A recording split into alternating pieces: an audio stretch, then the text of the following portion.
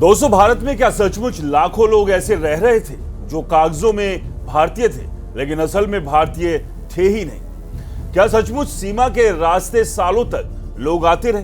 पहले अवैध तरीके से घुसे, फिर राशन कार्ड बने, आधार कार्ड बने, वोटर आईडी बने और धीरे धीरे पूरी की पूरी बस्तियां बस्ती चली गई। लेकिन अगर यह सब हो रहा था तो सरकारें देख क्या रही थी?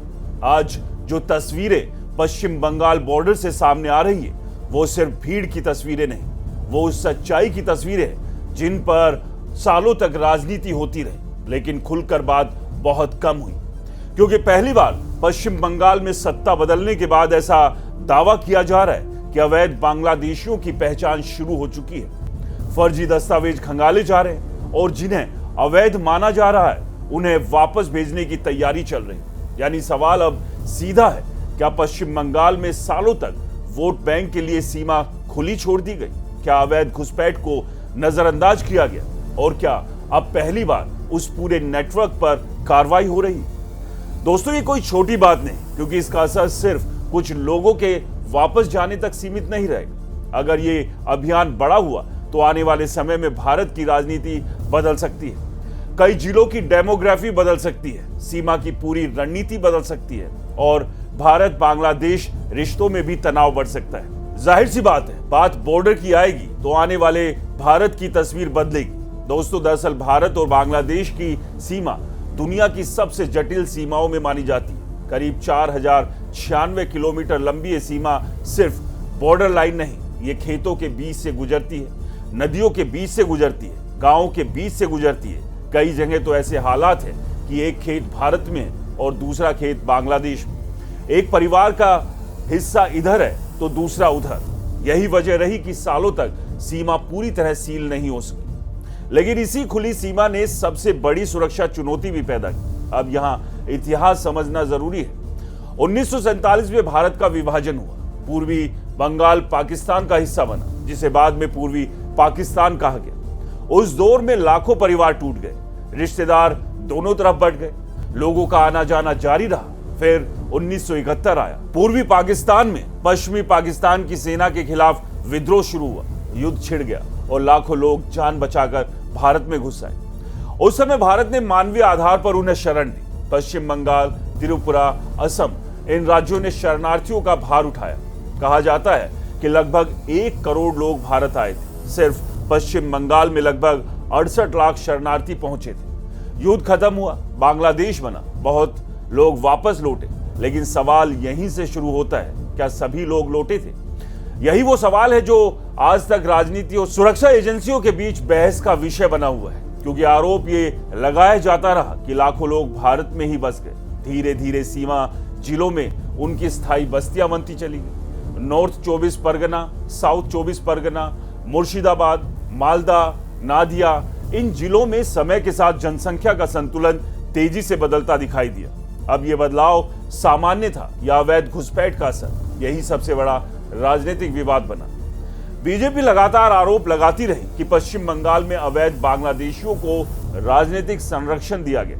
पहले उन्हें रहने दिया गया, फिर स्थानीय नेटवर्क के जरिए पहचान पत्र बनवाए गए, राशन कार्ड, आधार कार्ड, मतदाता पहचान पत्र, और फिर धीरे धीरे वो वोट बैंक में बदल गए। यानी आरोप ये था कि सीमा सिर्फ इंसानी सहानुभूति के कारण खुली नहीं रही, बल्कि राजनीतिक लाभ के लिए भी खुली रह गई।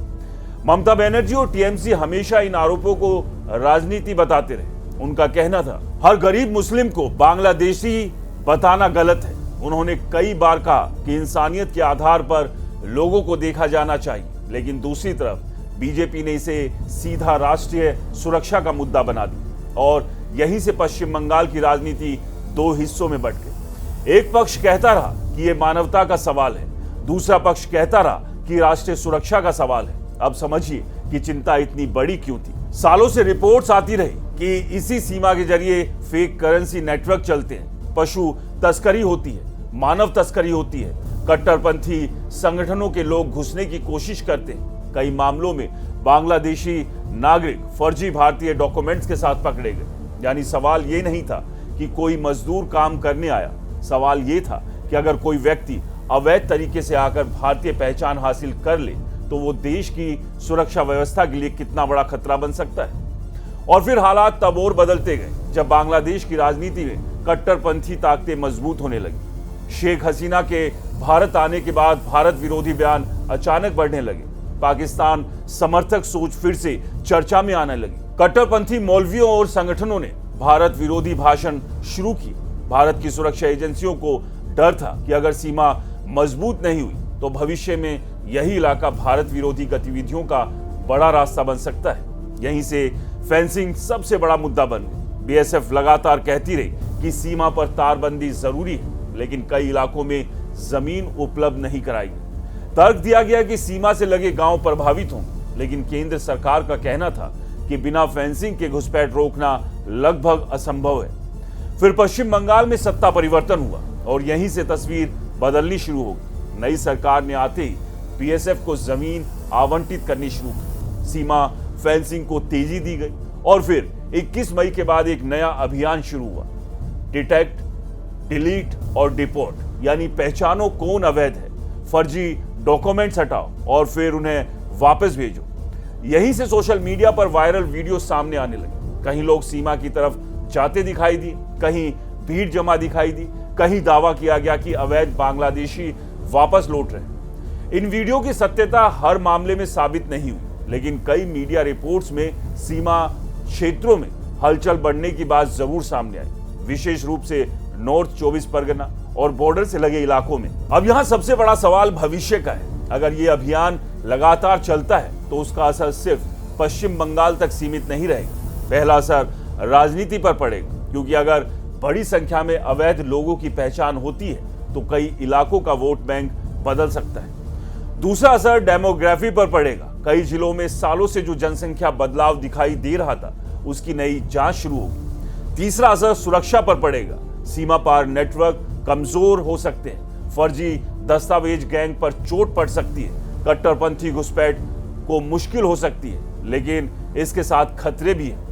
अगर बड़े स्तर पर डिपोर्टेशन होता है तो भारत बांग्लादेश रिश्तों में तनाव बढ़ सकता है, मानवाधिकार बहस खड़ी हो सकती है और कट्टरपंथी संगठन इसे नया मुद्दा बना सकते हैं। यानी आने वाले सालों में ये सिर्फ एक राज्य का मामला नहीं रहेगा, ये दक्षिण एशिया की राजनीति का बड़ा विषय बन सकता है। इसलिए अब केंद्र सरकार सिर्फ फेंसिंग तक सीमित नहीं रहना चाहती। अमित शाह ने हाल में ही अननेचुरल डेमोग्राफी चेंज की जांच के लिए हाई लेवल कमेटी बनाई, यानी ऐसे जिलों की पहचान होगी जहां जनसंख्या का बदलाव सामान्य से अलग दिखाई देता है। सरकार का कहना है कि सिर्फ आंकड़ों की जांच नहीं होगी, बल्कि राष्ट्रीय सुरक्षा का अध्ययन होगा, क्योंकि अगर किसी इलाके की पहचान तेजी से बदलती है तो उसका असर प्रशासन, कानून व्यवस्था, राजनीति और समाज सब पर पड़ता है। और शायद यही वजह है कि पश्चिम बंगाल बॉर्डर पर अब सिर्फ सीमा का मुद्दा नहीं रह गया, ये सवाल बन चुका है भारत अपनी सीमाओं को कितनी गंभीरता से सुरक्षित करेगा। और उससे भी बड़ा सवाल,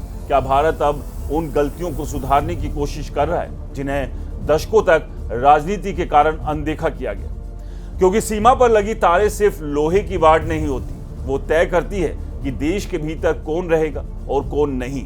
तो कुल मिलाकर बात सिर्फ अवैध घुसपैठ की नहीं, बात उस राजनीति की भी है जिसने सालों तक इस मुद्दे को अपने तरीके से इस्तेमाल किया। किसी ने इसे इंसानियत कहा, किसी ने वोट बैंक, किसी ने राष्ट्रीय सुरक्षा, लेकिन अब पहली बार ऐसा दिखाई दे रहा है कि सीमा को सिर्फ चुनावी मुद्दे की तरह नहीं, बल्कि सुरक्षा चुनौती की तरह देखा जाने लगा।